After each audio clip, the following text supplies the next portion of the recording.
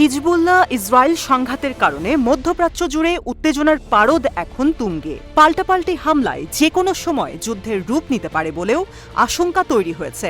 এমন পরিস্থিতিতে মার্কিন প্রতিরক্ষা ও গোয়েন্দা কর্মকর্তারা উদ্বেগ প্রকাশ করে বলেছে, লেবাননে ইসরায়েলের আগ্রাসন এই অঞ্চলে ইরানের মিত্রদের আরও উস্কে দিতে পারে।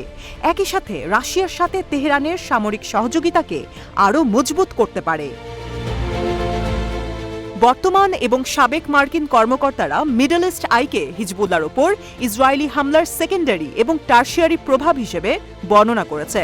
সিআইএর একজন সাবেক সিনিয়র মধ্যপ্রাচ্য বিশ্লেষক উইলিয়াম উশার বলেছে, যদি ইসরায়েল লেবাননের অভ্যন্তরে হামলা করে তবে হিজবুল্লাহকে আত্মরক্ষা করতে সহায়তা করতে পারে রাশিয়া। এতে রাশিয়ার সাথে ইরানের যে সামরিক সম্পর্ক রয়েছে তা আরও গভীর হবে।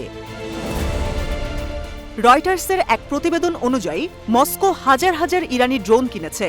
এছাড়া ইরানি শাহেদ ড্রোনের নিজস্ব সংস্করণ তৈরি করতে ইসলামিক প্রজাতন্ত্রের দক্ষতাকে কাজে লাগিয়েছে। ভূমি থেকে ভূমিতে নিক্ষেপযোগ্য ব্যালিস্টিক ক্ষেপণাস্ত্রের জন্য রাশিয়া ইরানের দিকে ঝুঁকছে।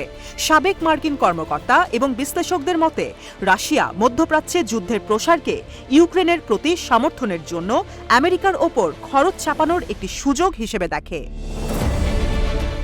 রাশিয়া বিশ্ব মঞ্চে বিচ্ছিন্ন নয় তা দেখানোর জন্য তেল সমৃদ্ধ উপসাগরীয় দেশগুলোর উপর নির্ভর করে। সংযুক্ত আরব আমিরাত মার্কিন নিষেধাজ্ঞা এড়াতে আগ্রহী রাশিয়ান সংস্থাগুলোর জন্য একটি শীর্ষ গন্তব্য হয়ে উঠেছে। পশ্চিমা নেতৃত্বাধীন বিশ্ব ব্যবস্থার চ্যালেঞ্জ হিসেবে ব্রিক্সে যোগদানের সৌদি আরবের পদক্ষেপকে রাশিয়া সমর্থন করেছিল।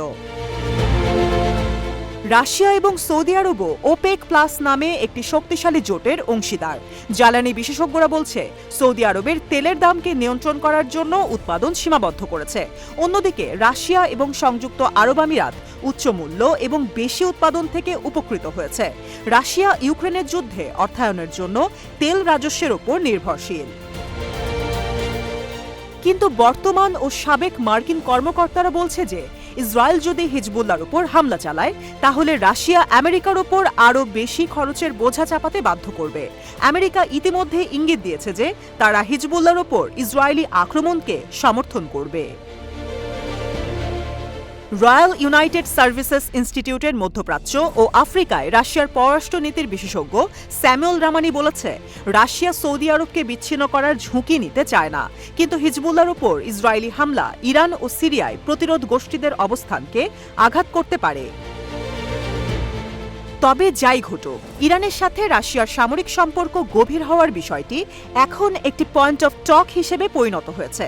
বৃহস্পতিবার ফাইন্যান্সিয়াল টাইমস এক প্রতিবেদনে জানিয়েছে, ইসরায়েল ইউক্রেনকে মার্কিন প্যাট্রিয়ট বিমান প্রতিরক্ষা ব্যবস্থা প্রদানের জন্য আলোচনা করছে, যদিও এটি ইসরায়েল এবং মস্কোর মধ্যকার সম্পর্ককে ঝুঁকিতে ফেলতে পারে।